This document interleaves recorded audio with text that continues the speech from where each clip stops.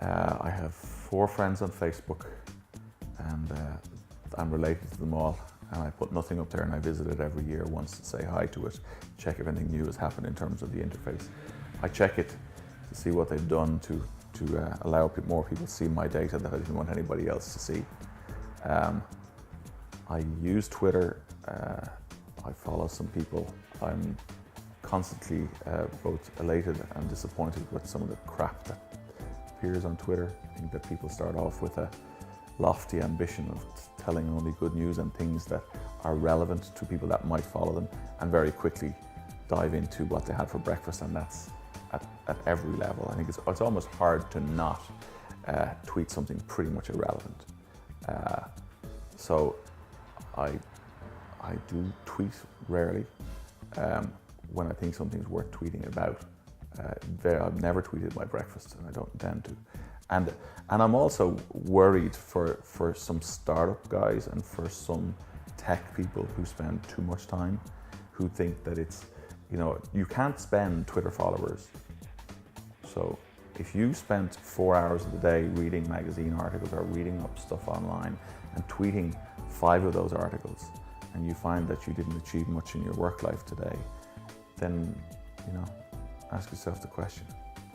I can't spend, my local bar does not take Twitter followers as instead of a pint. So I think so. I think there are absolute uses for Twitter. I mean, to ask a question that you can't find the answer to, which perhaps surprisingly Google isn't the answer to everything, and it comes down to real people. And it might be as simple as, I've got, as I have, 2 iTunes accounts, and I can't get my iPad to open my app store anymore. The likelihood is that that's something that someone on Twitter will answer, but if I Google that question, I'm going to find it absolute rubbish and spend an awful lot of time. So that's not quite a business use, but you can see how you could extend that into, I'm stuck for maybe a type of developer or a solution to a development problem in terms of tech, or a marketing issue, or looking for a contact somewhere, or trying to find, did anyone else do something? And that's only people and can answer those questions. I think that can be answered by Google.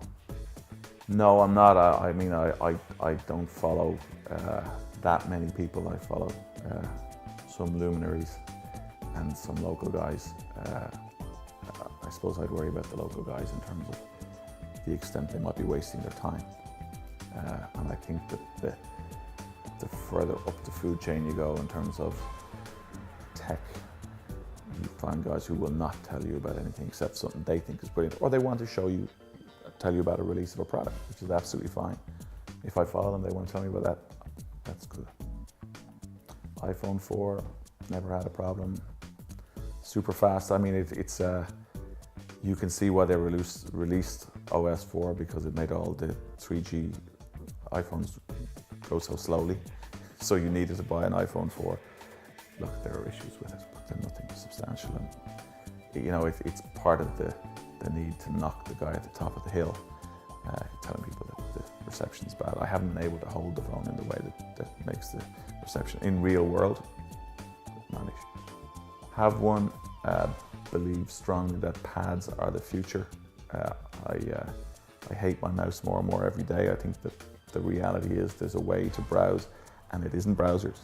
There's a way to consume data, and it is like a magazine. It's turning pages, it's gestures, it's not checkboxes, it's not, so I think it's a very exciting time to be in online, and I think we may well see the end of pure websites, because let's face it, most of them are very tedious, and most of them don't do what you'd expect a normal Q&A environment with an individual or reading a magazine to give you.